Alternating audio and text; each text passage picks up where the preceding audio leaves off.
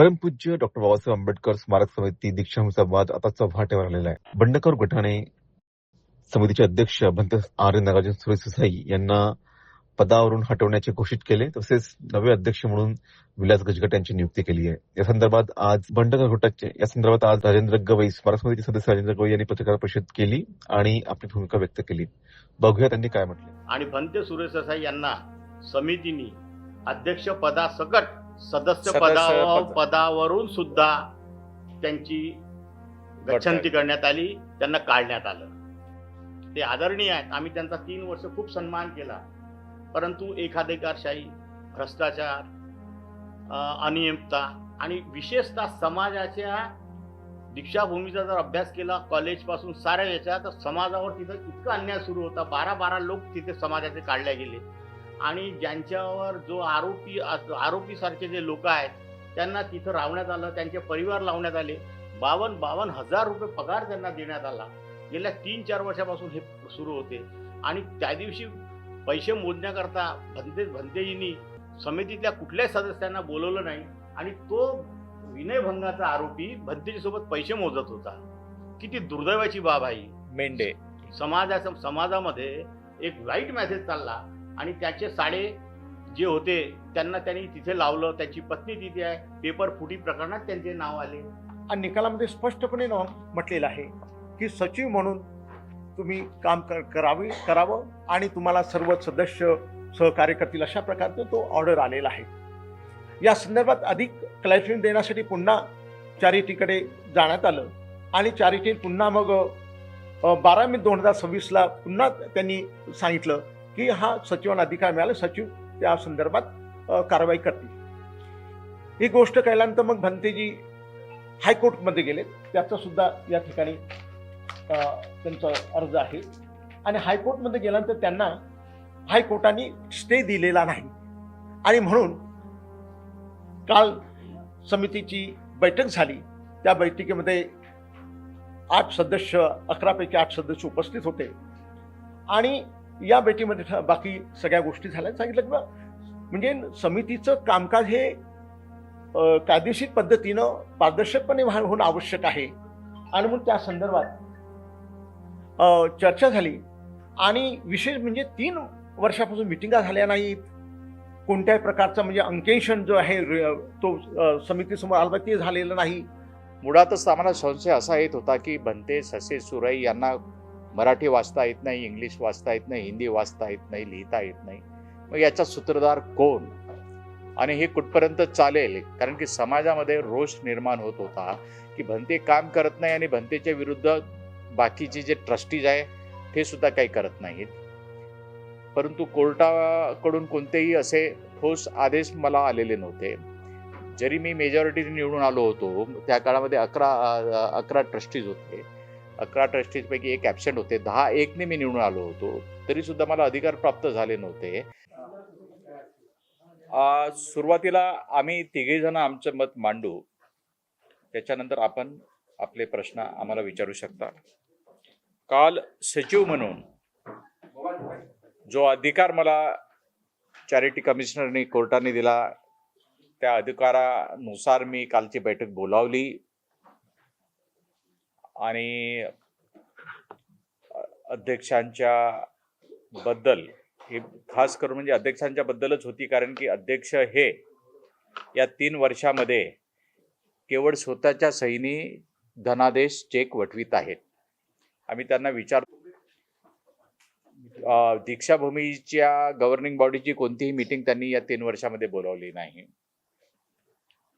ते आदरणीय आहेत, धर्मगुरू आहेत, म्हणून आम्ही त्यांच्यासमोर विनवणी केली की तुम्हाला जसं पाहिजे तसं आम्ही करू.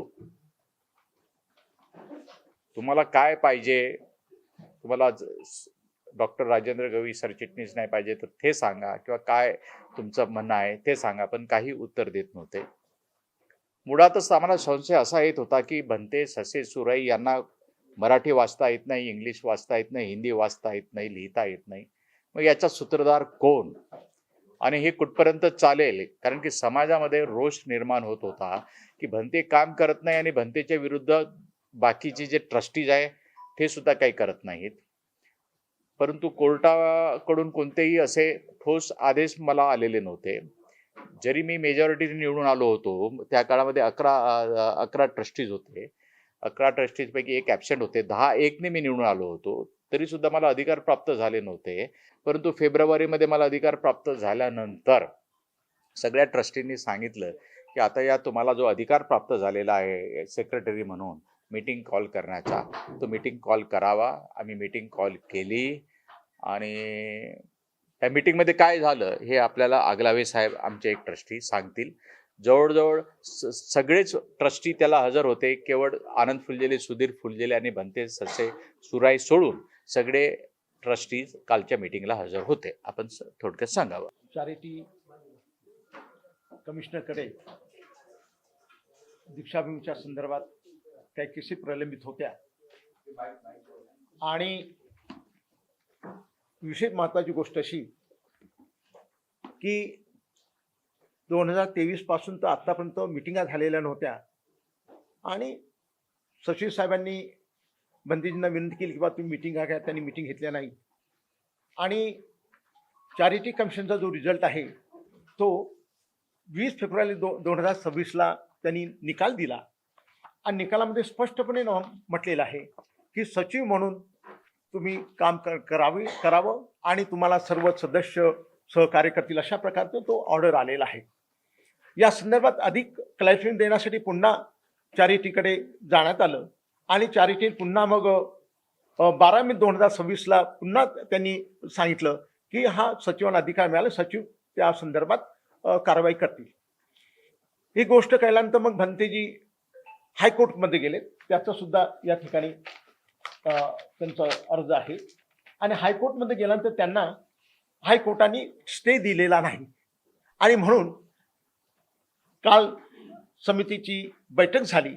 त्या बैठकीमध्ये 8 सदस्य 11 पैकी 8 सदस्य उपस्थित होते आणि या बैठकीमध्ये बाकी सगळ्या गोष्टी झाल्या. सांगितलं की म्हणजे समितीचं कामकाज हे कायदेशीर पद्धतीनं पारदर्शकपणे होणं आवश्यक आहे आणि मग त्या संदर्भात चर्चा झाली आणि विशेष म्हणजे 3 वर्षापासून मिटिंगा झाल्या नाहीत. कोणत्याही प्रकारचं म्हणजे अंकेशन जो आहे तो समितीसमोर आला ते झालेलं नाही आणि एक व्यक्ती फक्त काम करतोय, बाकी कोणाला विचारत नाही. आम्ही तर अनेकदा त्यांना विनंती केली आणि ते तर म्हणजे आज सुद्धा त्यांची एक बातमी आली की हे सदस्य म्हणजे त्यांना सचिव मला तयार नाही आणि मग काल त्या संदर्भात चर्चा झाली आणि चर्चा झाल्यानंतर असं ठरवलं की बा आपण अध्यक्षांना काढण्याचा ठराव पास झाला. त्यांचं सदस्यत्व आणि अध्यक्ष दोन्ही पदावर त्यांना काढण्याचा ठराव पास झाला आणि त्यानंतर मग अध्यक्ष कोण, तर मग आम्ही डॉक्टर राजेंद्र गवई यांचं नाव सुचवलं. तर ते मला की मी अध्यक्ष होणार आहे, माझे वडील होते. नंतर मग कमलताईचं नाव आलं. कमलताई म्हणाल की मी सुद्धा होणार नाही. मग डॉक्टर चंद्रशेखर मेश्राम सर यांना विचारलं, ते नाही म्हणालेत.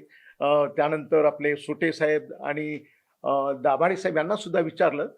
ते सर्वांनी नकार दिल्यानंतर मग आम्ही यांना विनंती केली आपले विलास गजगाटे साहेबांना आणि त्यांनी मान्य केले. सर्वांनी एकमेकांना त्यांची काल अध्यक्ष म्हणून निवड करण्यात आली. आता ही झाल्यानंतर ही निवड झाल्यानंतर ही सगळी लिगली म्हणजे आपण कायद्यानुसार तिथे कुठेही हे नाही आणि आम्ही आतापर्यंत 3 वर्ष यासाठी थांबलो की कायद्यात किंवा कोर्ट ज्याप्रमाणे आदेश देईल त्याप्रमाणे आपण काम करावं आणि त्याप्रमाणे कालची सभा झाली आणि त्या सभेमध्ये बहुमताने एकमतानं विलास गजगाटे यांची नियुक्ती झाली आणि सचिव म्हणून आपले डॉक्टर राजेंद्र काय माहिती होतोच परमपूज्य डॉक्टर बाबासाहेब आंबेडकर यांच्या पुण्याईनं आणि समाजाच्या आशीर्वादानं मी जे काही गेल्या 40-45 वर्षापासून या समाजात काम करत होतो आणि वयाच्या 17-18व्या वर्षापासनं पवित्र दीक्षाभूमीच्या कार्यामध्ये गुंतलेलो असतो आणि प्रत्येक कार्यात मी माझ्या पद्धतीने जे सहकार्य करता येईल ती करत होतो.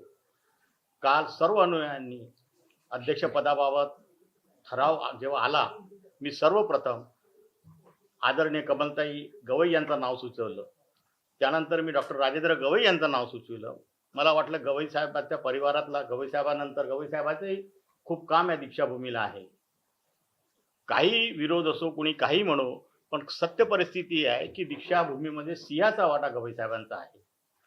ते स्तूप बनवण्यात त्यांनी अनेक खास्ता खाल्ल्या, अनेकदा शिव्या खाल्ल्या, अनेक लोक समाजाच्या रोषाला सामोर गेले, परंतु कुठलीही तळजोड न करता पवित्र दीक्षाभूमीचं कार्य त्यांनी पूर्णतः असलेलं म्हणून त्यामुळे माझी मनापासून इच्छा होती गवई परिवारांनी या दीक्षाभूमीचं अध्यक्षपद स्वीकारावं.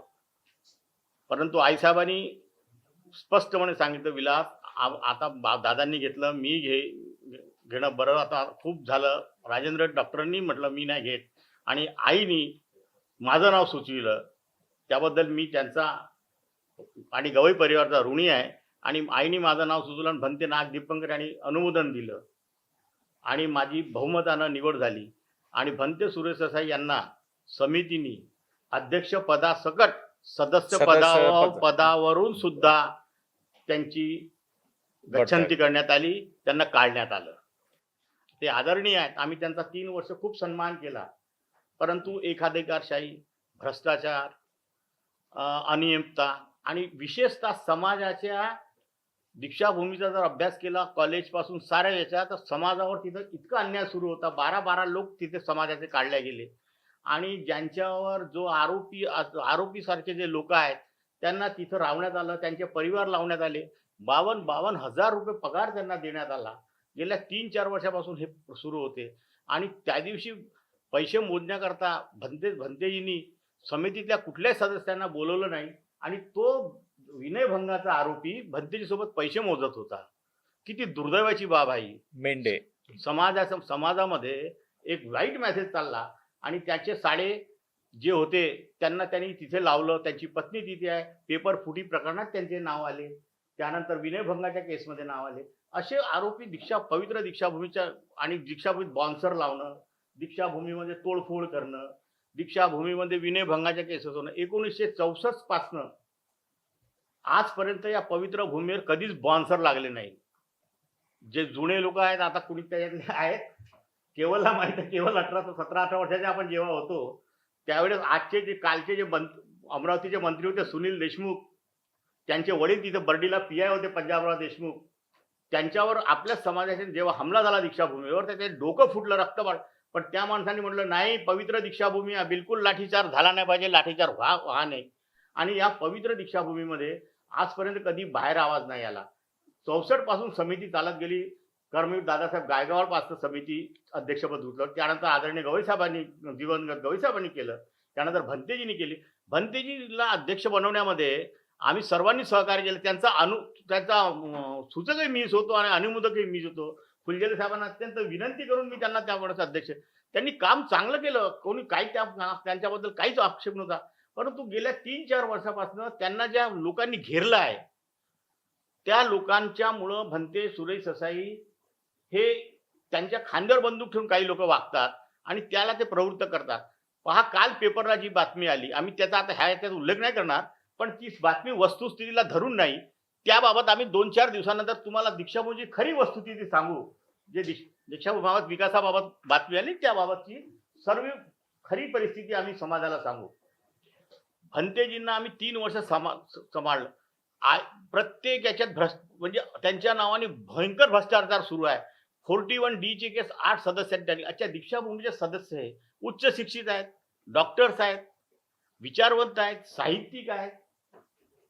मग 8 लोक म्हणजे 9 लोक एक दिवंगत झाले, 9 लोक त्यांच्या विरोधात काही कारण असेल तेव्हाच ना. आणि त्यांना आम्ही समजवलं, भंतेजी आम्हाला हे तुमच्या विरोधात करणं बरं नाही. त्यांना 3 पण एकाधिकारशाही. आणि आजपर्यंत तुम्ही सर्व कुठल्या संस्थेत एका सैनिक चालते व्यवहार, आर्थिक व्यवहार, करोडो रुपयाचा व्यवहार 3 वर्षामध्ये याच्यामुळे झाला, एका सहीमुळे.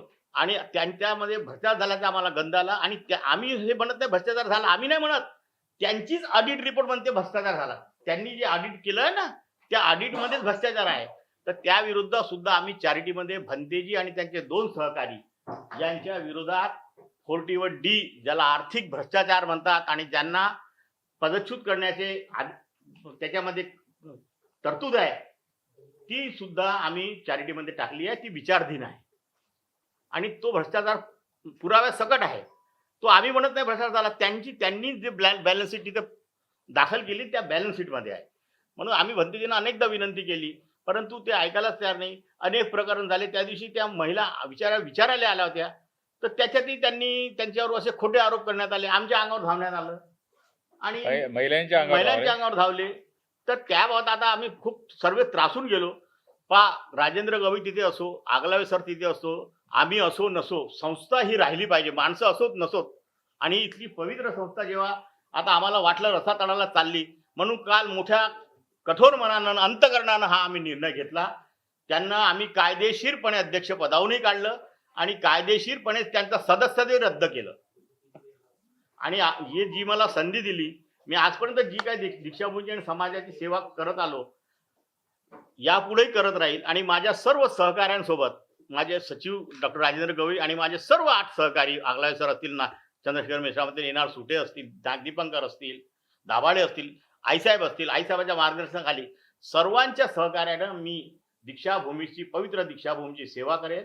आणि आजच्यापासून तुम्हाला एवढंच सांगतो, येत्या 5-6 वर्षात दीक्षाभूमीचा विकास हा अत्यंत कुशल विकास आणि सौंदर्यीकरण आणि विस्तारीकरण आम्ही तिघांच्या साक्षीनं सांगतो, येत्या 6 वर्षात तुम्हाला दिसेल, याची आम्ही ग्वाही देतो. आणि आपला आशीर्वाद आणि आम्हाला पाठिंबा असू द्या, सहकार्य असू द्या, एवढीच आपल्याला विनंती करतो. आम्ही पत्र दिलेलं आहे चॅरिटी कमिशनर, माझी त्याच्यामध्ये हे सुद्धा झालेलं आहे, सुनावणी झालेली आहे, सगळ्यांची सुनावणी झालेली आहे. मला वाटतं एक कोणीतरी माझी एक व्यक्ती की मी सुद्धा ट्रस्टी आहे म्हणून कंप्लेंट केली, की मी सुद्धा ट्रस्टी, म्हणजे त्या व्यक्तीने, तो ट्रस्टी नाही आहे, त्यांनी कंप्लेंट केली की इथे भ्रष्टाचार चालला. तेव्हा आम्हाला बोलवण्यात आलं, तेव्हा आम्हाला 2 प्रश्न विचारण्यात आले की ही जी कंप्लेंट केलेली हा व्यक्ती ट्रस्टी आहे का? मी म्हटलं ही व्यक्ती ट्रस्टी नाही आहे, परंतु जे भ्रष्टाचाराचे आरोप केलेले आहेत त्या व्यक्तीने ते सगळेच्या सगळे खरे आहेत. आमच्याकडून आमच्या ज्या 8 ट्रस्टी ज्यांनी आम्हाला सह्या दिलेल्या आहेत त्यांच्याकडून काही जरी चूक झालं तर जी सजा तुम्ही आम्हाला देत असाल ती द्यायला तयार आहोत. आम्ही भंतीजीलाही आताच थोड्या वेळापूर्वी आम्ही भंतीजीला केलं नाही निमंत्रण, उद्यापर्यंत वाट बघू सकाळपर्यंत, नाही तर चेंज रिपोर्ट सबमिट करू आम्ही उद्या सकाळी. परंतु अध्यक्ष ते राहतील, सेक्रेटरी आमचे गजगाटी साहेब राहतील, परंतु एका सहीने आम्ही अकाउंट चेक जाऊ देणार नाहीत. स्पोर्ट्स अकॅडमीचा भ्रष्टाचार आम्हाला पाहिजे. आमचं काय चुकते ते लोणारे साहेब, आम्ही तुम्हाला विचारतोय ना.